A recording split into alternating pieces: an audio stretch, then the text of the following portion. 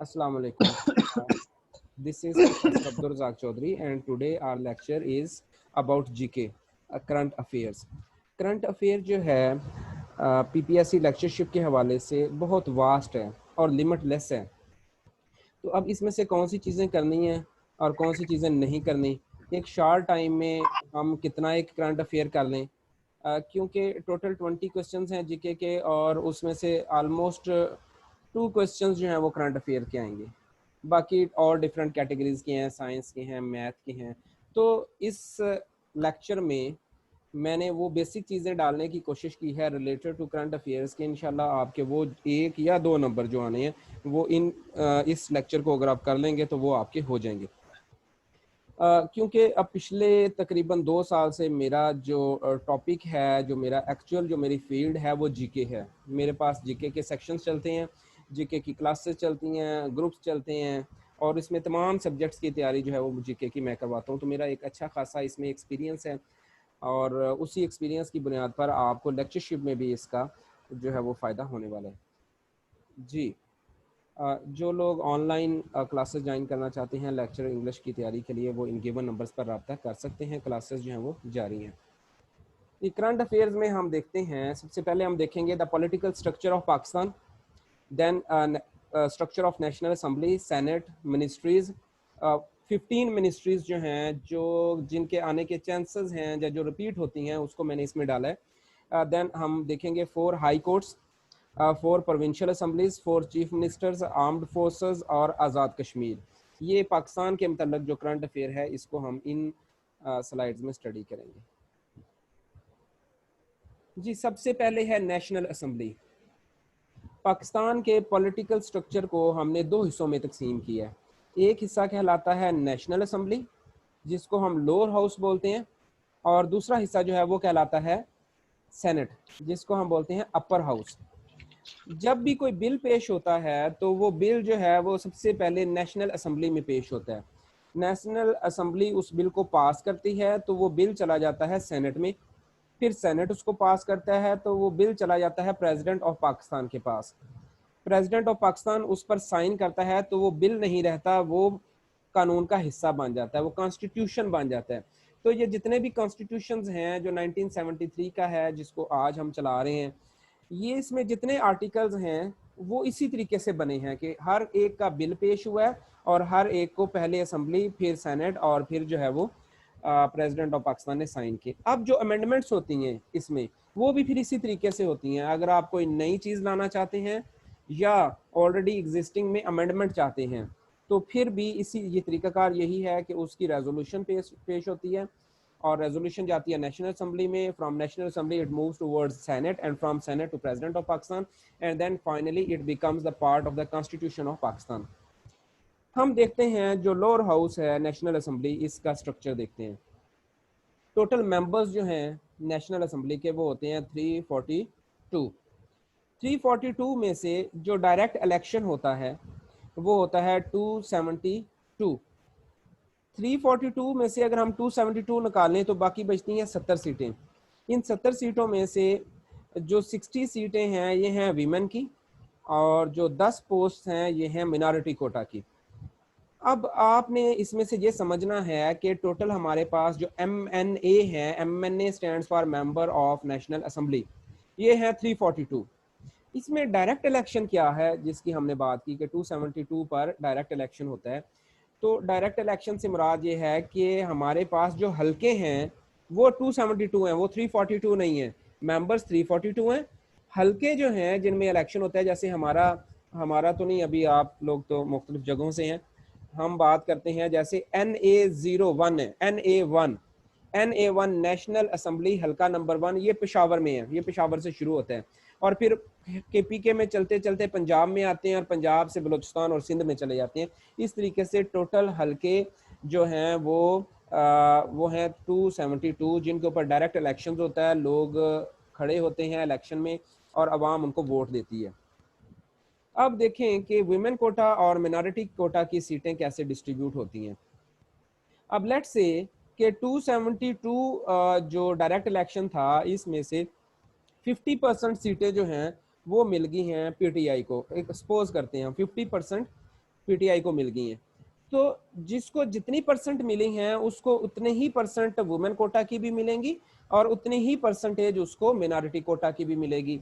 तो मतलब ये है कि अगर पीटीआई जो है वो विन करती है 272 जिस पर इलेक्शन होता है, इसमें से 136 सीटें अगर वो जीत जाती है, मतलब 50%, तो वुमेन कोटा की जो 60 हैं इसमें से 30 पीटीआई को चली जाएंगी और जो मिनॉरिटी कोटा की 10 हैं इसमें से 5 पीटीआई को चली जाएंगी, मींस 50%। अब बाकियों की जितनी परसेंटेज होगी उनको भी वुमेन कोटा और मिनॉरिटी में से इतनी ही परसेंटेज चली जाएगी। अब पीटीआई को जो 30 सीटें मिल गई हैं वुमेन कोटा की, पीटीआई वो 30 सीटें किसी भी वुमेन को दे देंगी। जैसे आप देखें, ये जो आपकी मिनिस्टर है, जो मिनिस्टर आपकी है पंजाब में, health minister Rashida Yasmeen direct election नहीं लड़ के आई। राशिदा यास्मीन 272 में नहीं आई। राशिदा यास्मीन जो है वो इस 60 में आई है। सॉरी, वो पंजाब में चलेगी, नेशनल की तो नहीं है, लेकिन आप समझ लें बात वही है कि वो कोटा में होके आ रही। अच्छा, अब जरताज गुल की अगर बात करें, मेंबर नेशनल असेंबली जो है जरताज गुल, और उसके पास मिनिस्ट्री भी है, शायद क्लाइमेट चेंज की मिनिस्ट्री उसके पास है। तो अब जरताज गुल जो है वो 272 में है, वो इलेक्शन लड़ के डिफीट करके आई है। लेकिन अगर पीटीआई को 30 सीटें जो हैं वो मिल गई वुमेन कोटा की और 5 सीटें मिल गई मिनॉरिटी कोटा की, तो किसी भी 30 औरतों को पीटीआई वो सीटें दे देगी बगैर इलेक्शन के। हो सकता है कि मतलब किसी भी XYZ को, इमरान खान अपनी बहन को दे दे, कोई भांजी को दे दे, किसी और को, जिसको चाहे वो दे दे। इसी तरीके से मिनॉरिटी कोटा की जो 5 सीटें लेट से उसको मिली हैं, तो वो भी जिसको मर्जी चाहे दे दे, होना मिनॉरिटी में से चाहिए लेकिन अपनी मर्जी से वो बांट देते हैं। तो इस तरीके से ये होता है मिनॉरिटी का और वुमेन का, और टोटल ये बन गई 342 सीट्स। अच्छा, ये जो हलके हैं हमारे जो बनते हैं, जो 272 हलके बने हुए हैं पाकिस्तान में, नेशनल हलके जिनको हम बोलते हैं, ये on the basis of proportion of population, ये पॉपुलेशन की बुनियाद पर बनते हैं। अगर पंजाब जो है, पंजाब की पॉपुलेशन ज़्यादा है, तकरीबन 12 करोड़ पंजाब की पॉपुलेशन है पूरे पाकिस्तान में से, तो पंजाब के नेशनल असम्बली के हलके भी ज़्यादा हैं। बलूचिस्तान की पाकिस्तान का सबसे बड़ा सूबा है with respect to area, but with respect to population Pakistan का सबसे छोटा सूबा है बलूचिस्तान। तो बलूचिस्तान में NA के जो हलके हैं वो भी थोड़े से हैं। तो अब क्योंकि पंजाब की आबादी ज़्यादा है, इसलिए जो हमारी नेशनल गवर्नमेंट जो बनाता है वो पंजाब बनाता है, क्योंकि पंजाब के हलके ज़्यादा हैं। जी, अब हम बात करते हैं नेशनल असम्बली, जो हमारा लोअर हाउस है, उसमें लीडर ऑफ द हाउस कौन है? तो वो आप सबको पता है, prime minister of Pakistan Imran Khan from PTI। Opposition leader कौन है? That is Mian Mohammad Shahbaz Sharif from PMLN। Speaker national assembly, ये चीज़ें आपने ये हैं कि ये याद करनी है, ना इससे ज़्यादा ना इससे कम, अपने वो 2 नंबर सिक्योर करने के लिए। स्पीकर नेशनल असम्बली जो है वो असद कैसर है। Deputy speaker national assembly Qasim Suri, और उसके बाद इसकी टर्म कितनी होती है नेशनल असम्बली की? जी होती है 5 ईयर्स, जिसमें से 5 साल जो हैं वो गुजर चुके हैं, सॉरी 2.5 साल गुजर चुके हैं ऑलमोस्ट, और अल्लाह करेगा अगले 2.5 साल भी गुजर जाएंगे। जी, नेक्स्ट है हमारे पास अपर हाउस, जिसको हम बोलते हैं सेनेट। वहाँ पर टोटल सीटें थी 342, यहाँ पर टोटल पोस्ट हैं सेनेट की 104। 104 में हर प्रोविंस की जो तादाद है वो सेम होती है, इक्वल होती है। मींस के वहाँ पर जो डिस्ट्रीब्यूशन ऑफ सीट्स थी that was with respect to population, but here the distribution of seat is not with respect to the population, but there is equal distribution of seats among the 4 provinces. तो हर एक हिस्से में कितनी आई? 23 multiplied by 4 92, और 8 सीटें जो हैं फाटा की हैं और 4 सीटें जो हैं वो इस्लामाबाद कैपिटल टेरिटरी की हैं। तो ये टोटल सीटें बन गई आपकी 104। सेनेट की जो मुद्दत होती है वो होती है 6 साल, असम्बली की 5 साल, सेनेट की 6 साल, मतलब जो भी सेनेटर जो है वो मुंतखब होगा वो 6 साल के लिए होगा। अच्छा जी, जो 23 सीटें हैं हर प्रोविंस की, इन 23 की भी आगे डिस्ट्रीब्यूशन है। इसमें जो है वो 4 सीटें जो हैं वो मिनॉरिटीज़ की हैं, 4 सीटें जो हैं वो वुमेन की हैं, 4 सीटें जो हैं वो टेक्नोक्रेट्स की हैं, और बाकी बन जाती है 14 सीटें। 14 सीटें जो हैं वो जर्नल हैं। तो ये 23 भी आगे डिस्ट्रीब्यूटेड हैं, 4 मिनॉरिटीज़ की, 4 वुमेन की, 4 टेक्नोक्रेट्स की। Who are technocrats? टेक्नोक्रेट्स वो बंदे होते हैं जो टेक्निकल एक्सपर्ट्स होते हैं, लाइक डॉक्टर्स, इंजीनियर्स। मतलब उन 4 सीटों के ऊपर वही बंदा आएगा जिसके पास कोई टेक्निकल डिग्री है, इनको बोलते हैं हम टेक्नोक्रेट्स। तो इस तरीके से इन 23 की भी फर्दर डिस्ट्रीब्यूशन है। इन 23 में से जो जनरल सीटें हैं वो 14 हैं, तो टोटल है हर सूबे की 23। In order to eliminate the prejudices of provincialism, there is senate. Senate में देखें इक्वल डिस्ट्रीब्यूशन है सीट्स की तमाम सूबों की, ताकि सूबाइयत का जो लेबल है उसको ख़त्म किया जा सके, और जो भी कानून बने वो इक्वल डिस्ट्रीब्यूशन होने की वजह से उसमें चारों सूबों की जो है वो उसमें पार्टिसिपेशन हो। इसलिए इस सेनेट जो है हमने रखा हुआ है। और याद रखें 1973 से पहले सेनेट नहीं था, there was just one assembly, national assembly. 73 के बाद जो है वो 2 ऐवान हमारे बन गए, ऐवान बाला और ऐवान ज़ेरी। ये ऐवान बाला है सेनेट, और नेशनल असेंबली क्या है, ऐवान ज़ेरी। जी, जिस तरह हमने उसको किया नेशनल असेंबली को, ऐसे ही हमने सेनेट को करना है। करूंगी जी, सेनेट नेशनल असेंबली का होता है लीडर ऑफ द हाउस। असेंबलियों के तमाम के लीडर ऑफ द हाउस होंगे। तो सेनेट का होता है चेयरमैन। चेयरमैन जो है, सॉरी, स्पीकर और डिप्टी स्पीकर की जगह पर यहाँ पर चेयरमैन और डिप्टी चेयरमैन होंगे। तो चेयरमैन है सादिक संजरानी, सादिक संजरानी, और डिप्टी चेयरमैन है सलीम मंडीवाला। थोड़ी देर पहले डिस्कशन हो रही थी तो एजाज बता रहा था कि ये सेनेट और सादिक संजरानी, तो ये वाकई मैंने भी यही एसोसिएशन बनाई थी, and that is the most apt association के senate, seen for senate, seen for Sadiq Sanjrani, and seen for Saleem Mandviwala. तो चेयरमैन, डिप्टी चेयरमैन, सेनेट, ये सीन से बनते हैं। तो ये आपने इस तरीके से याद रखनी है। नेक्स्ट है इसमें लीडर ऑफ अपोजिशन। तो लीडर ऑफ अपोजिशन जो है वो है राजा जफरुल हक, PML एन का है शायद ये, राजा जफरुल हक। अच्छा, इसके बाद है हमारे पास टर्म है इसकी 6 years, और ये equal proportion of all 4 provinces, सब के 23 23 23 23 इक्वल प्रोपोर्शन है तमाम प्रोविंसेस की इसमें। जी, अब नेक्स्ट जो चीज़ आपने करनी है तैयार, वो आपने करनी है चीफ जस्टिस। सबसे पहले जो चीफ जस्टिस हमारे पास है वो chief justice of supreme court, सबसे बड़ी अदालत आलिया पाकिस्तान की। तो ये है जस्टिस गुलजार अहमद। इसका आप ख़बरें वगैरह सुनते रहते हैं, उसमें अक्सर इसका जिक्र आता रहता है। जस्टिस गुलजार अहमद का आता है ज़्यादा।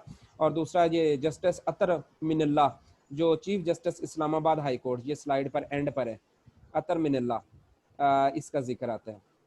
अच्छा, दूसरा है अब चारों कोर्ट्स के चीफ जस्टिस आपने करने हैं।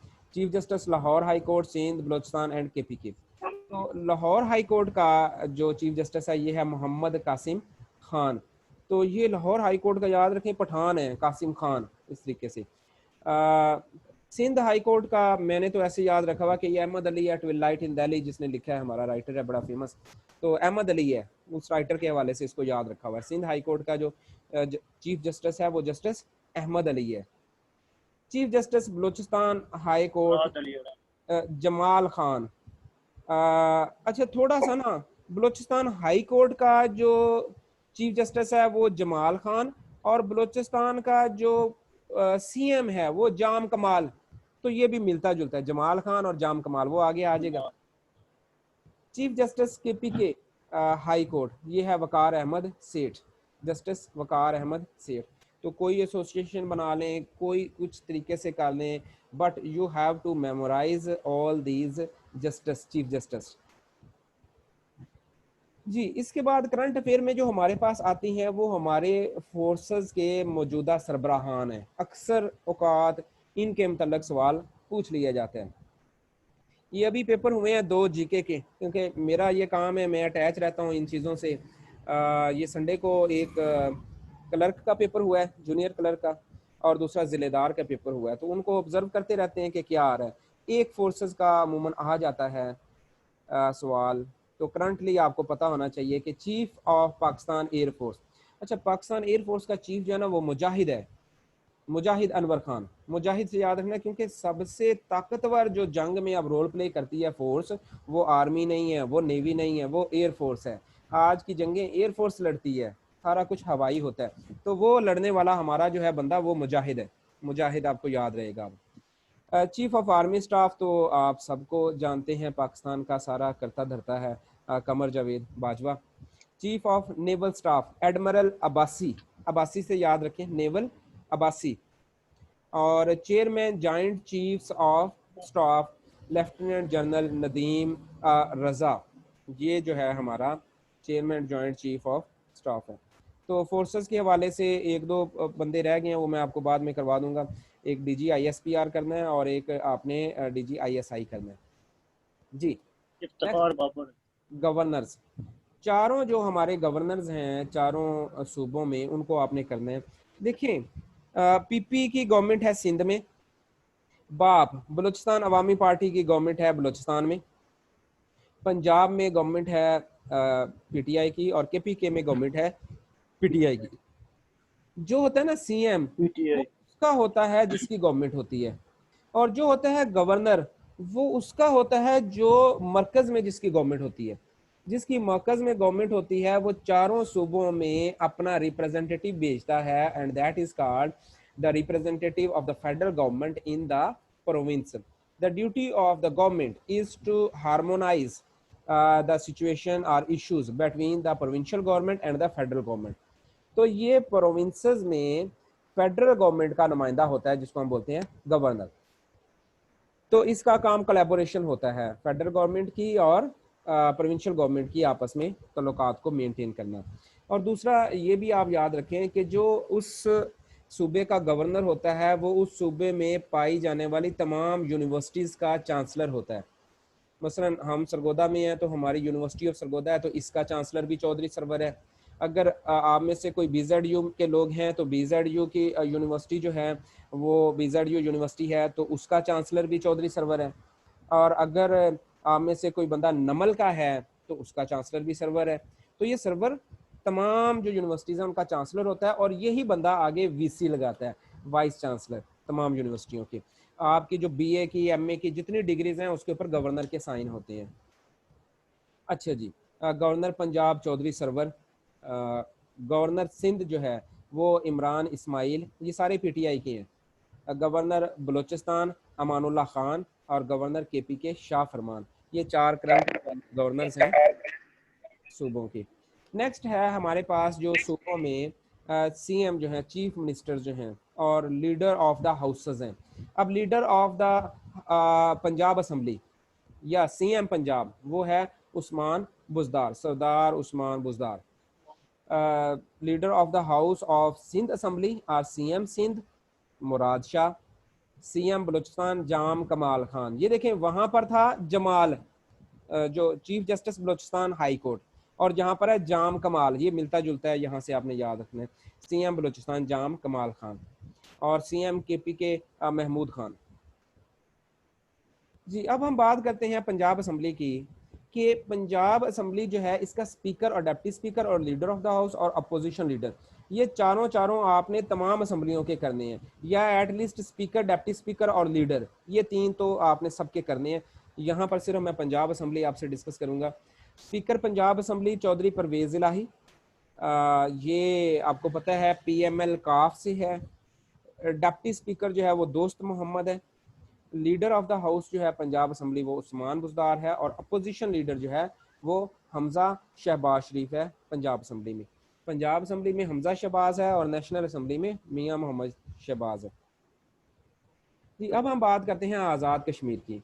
देखिए, आज़ाद कश्मीर में जो गवर्नमेंट बनती है उसमें भी एक प्राइम मिनिस्टर होता है और एक प्रेसिडेंट होता है, और एक जो है, हाँ यही प्रेसिडेंट, और वहाँ पर ऐसे ही गवर्नमेंट बनती है जैसी हमारी फेडरल में बनती है। तो prime minister of Azad Kashmir जो है वो राजा फारूक हैदर खान है, और प्रेसिडेंट आज़ाद कश्मीर मसूद खान, दोनों खान खान हैं, मसूद खान और Farooq Haider Khan. Governor State Bank of Pakistan Raza Baqir, जो 2017 का लेक्चरर इंग्लिश का पेपर हुआ था उसमें यही सवाल आया था, governor State Bank of Pakistan. तो अब का जो है वो रजा बाकिर है जो करंट है। जी, सिंध असेंबली का स्पीकर जो है वो आप सबको पता है, आगा सिराज दुरानी, वो जिसके घर से बहुत ज़्यादा पैसा भी निकल आया था, नैब का इसको सामना रहा, लेकिन अभी तो ज़मानत पर है और क्लियर है तकरीबन ये। उसके बाद डिप्टी स्पीकर सिंध असेंबली, यह है रेहाना लगारी, और leader of the house Murad Ali Shah, और अपोजिशन लीडर फिरदौस शमीम। फिरदौस शमीम जो है ये पीटीआई का है। ज़ाहिर है सिंध असेंबली है तो वहाँ पर जो होगा वो पीटीआई का होगा, अपोजिशन लीडर। जी, अमेंडमेंट्स, अमेंडमेंट्स इन कॉन्स्टिट्यूशन, इसको समझिएगा थोड़ा सा। एक अमेंडमेंट आ जाती है, अब तक जो 1973 का कॉन्स्टिट्यूशन बना है, अब तक उसमें 26 अमेंडमेंट हो चुकी हैं। अच्छा, कॉन्स्टिट्यूशन में जब कोई चीज़ एंटर होती है तो देन भी यही तरीका है जो मैंने आपको बताया कि पहले नेशनल असेंबली, फिर सेनेट और फिर प्रेसिडेंट। जहाँ अमेंडमेंट होती है तो फिर भी यही तरीका है। सबसे बड़ी अमेंडमेंट जो नेशनल असेंबली में हुई और पाकिस्तान की हिस्ट्री में सबसे एक अच्छी अमेंडमेंट भी इसको आप कह सकते हैं, वो है 18th amendment, that was done by president Zardari. बहुत अच्छा काम जरदारी करके गया है इस हवाले से कि इसने 18 अमेंडमेंट जो है वो लगाई है। इसमें कुछ पीटीआई इसका भी फ़ायदा हुआ है, पीपीपी का फ़ायदा भी हुआ है, लेकिन कुछ मुल्क का फ़ायदा भी हुआ है। किस लिहाज से कि इसमें प्रेसिडेंट की जो पावर्स थी उनको रिमूव कर दिया गया। कौन सी पावर्स को रिमूव किया गया प्रेसिडेंट की? कि अब वो पार्लियामेंट को डिसॉल्व नहीं कर सकता यूनिलैटरली, खुद अकेला। पहले ये होता था कि प्रेसिडेंट के पास पावर होती थी, वो जब चाहता असेंबलियों को तहलील कर देता, और यही ड्रामा पाकिस्तान के साथ लगा रहा आज तक। लेकिन इसमें वो ताकत ख़त्म कर दी गई। अब जो प्रेसिडेंट ऑफ पाकिस्तान है ना, वो एक डम्मी सा बंदा है, उसके पास कोई इख्तियारात नहीं है, वो कठपुतली है। तो ये 18 अमेंडमेंट में प्रेसिडेंट को ख़त्म करके प्राइम मिनिस्टर को एम्पावर किया गया। तो ये बहुत अच्छा किया गया ये वाला एक्ट। इससे जो है वो जमहूरियत जो है वो मुस्तहकम हुई। देन 18 जी, 18 अमेंडमेंट, 18 अमेंडमेंट में ये भी हुआ था इसके साथ साथ कि ये इन्होंने इख्तियारात सूबों को मुंतकल किए थे। ये एजुकेशन वगैरह ये फेडरल के पास थी पहले, ये सूबों के पास आ गए थे। इसके बाद है, ये मैं अमेंडमेंट्स करवा लूँ, इसके बाद मैं आपको टाइम देता हूँ। इसके बाद है 90th अमेंडमेंट, 19th अमेंडमेंट, 19, 18 के बाद 19 आ गई। ये अमेंडमेंट जो थी, जो सुप्रीम कोर्ट ऑफ पाकिस्तान के जो जजेस हैं उनकी अपॉइंटमेंट के मतलब जो है ये अमेंडमेंट थी।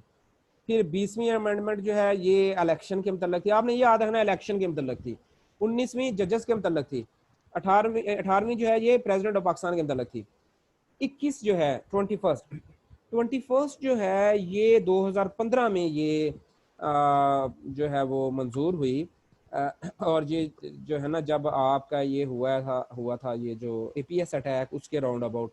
और ये क्या था, मिलिट्री जो कोर्ट्स हैं ये सेटअप की गई for the speedy trials related to terrorism, ये बनाई गई, मतलब मिलिट्री कोर्ट्स एस्टेब्लिश की गई।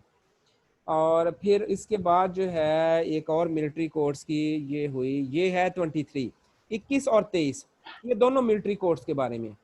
तो ये देखें कि 21 में 2015 में हुई 2 साल के लिए मिलिट्री कोर्ट्स, ये 21st अमेंडमेंट है। और 23rd अमेंडमेंट जो है 2017 में फिर हुई, और अगेन 2 साल के लिए उनको एक्सटेंड कर दिया गया, re establish the military courts for the further 2 years up to 2019। तो इसके लिए भी कानून में अमेंडमेंट करनी पड़ती है जब मिलिट्री कोर्ट्स बनाई जाती है। तो ये 23वीं अमेंडमेंट और 21वीं अमेंडमेंट दोनों मिलिट्री कोर्ट से रिलेटेड है। खैरियत। तो इसके दरमियान में है 22 सेकंड अमेंडमेंट। सेकंड अमेंडमेंट जो है ये भी इलेक्शन के मतलब है। इसमें जो चीफ इलेक्शन कमिश्नर जो लगता है उसको डिप्यूट करने के बारे में पावर्स हैं। 24th ये हालिया जो सेंसस हुई पाकिस्तान में, इसके बारे में अमेंडमेंट थी। जो हमारी जो है मरदमशुमारी हुई, तो मरदमशुमारी के बारे में जो अमेंडमेंट है वो है 24th। 25th जो है ये बहुत इंपॉर्टेंट है और इसके आने के चांसेस ज़्यादा हैं क्योंकि इम्पोर्टेंस वाइज ये इम्पोर्टेंट है। ये 25th जो है ये हमारी इसने पीटीआई गवर्नमेंट ने जो है वो अप्रूव करवाई है। और ये किस बारे में थी कि फाटा जो है फेडरली एडमिनिस्ट्रेड ट्राइबल एरियाज, इसको जम कर दिया गया खैबर पख्तूनख्वा में after the 70 years of the creation of Pakistan. अब आप जहाँ से अपने मुल्क के हालात का अंदाज़ा लगा सकते हैं कि 70 साल तक एक एरिया पाकिस्तान में था और उसको हमने पाकिस्तान का हिस्सा ही नहीं बनाया। हमारी गवर्नमेंट्स और हमारे निज़ाम के खोखलेपन का अंदाज़ा आप लगाएं। बहुत बड़ा सवालिया निशान है कि इसको मर्ज इससे पहले क्यों नहीं किया गया। और एक आपको बड़ी हैरान कुन बात बताऊं और आप लोग हैरान रह जाएंगे इस बात को सुनकर कि फेडरली एडमिनिस्ट्रेटेड ट्राइबल एरियाज जो है, जिसको हम फाटा कहते हैं, इसका रकबा जो है वो आपके केपीके के रकबे से ज़्यादा है। केपीके इज शार्टर देन फाटा, और केपीके सूबा है और इतने बड़े एरिया रकबे की जगह पड़ी हुई है। And Pakistan has not included that area into the Pakistan, legally नहीं किया अभी तक, अभी किया आके 70-72 साल के बाद। तो इसके लिए आपने 25 राउंड में जो है ना, राउंड में 25 राउंड में आ गई ना अमेंडमेंट। ये जो अमेंडमेंट है ये फाटा की जम करने के बारे में है इनटू द केपीके। अब फाटा खत्म हो चुका है, फाटा का वजूद नहीं है, अब फाटा जो है वो केपीके है। तो आप अंदाजा लगा लें कि केपीके का जो एरिया है रकबा वो डबल हो चुका है। इसके बाद 26 जो है वो ये जो है ना, फाटा की पहले सीटें होती थी नेशनल असेंबली में और सारा 12 सीटें, तो वो रिटेन्ड हैं अभी तक। लेकिन क्योंकि इसको केपीके में जो है वो इंसर्ट कर दिया गया है, तो केपीके में अब सीटें जो हैं वो इंक्रीज हो गई हैं एनए की, नेशनल असेंबली की, और वो हो गई हैं 16 से 24। इसमें यह है कि एक चीज़ आपने ये देखनी है कि अब वहाँ पर स्कूल्स बने हैं, हॉस्पिटल्स बने हैं, पुलिस स्टेशंस बने हैं, हमारा अदालतों का इंसाफ अदालतें बनी हैं। मतलब पूरी मशीनरी जो सरकारी मशीनरी होती है, जिस तरह म्यूनसिपल कॉरपोरेशन है और अदारे हैं, तो ये अब फाटा में बनने शुरू हुए हैं। उसके लिए बड़ी भारी अमाउंट जो है वो गवर्नमेंट ने, पीटीआई गवर्नमेंट ने फाटा के लिए रखी थी। तो ये 26 जो है ये सीट्स की डिस्ट्रीब्यूशन के बारे में है फाटा की। तो ये अब तक का लेक्चर जो है उसमें हम इन चीज़ों को हम जो है वो स्टॉप करते हैं। अब जो आपके क्वेश्चंस हैं वो आप कर लें, 3 मिनट हमारे पास मज़ीद।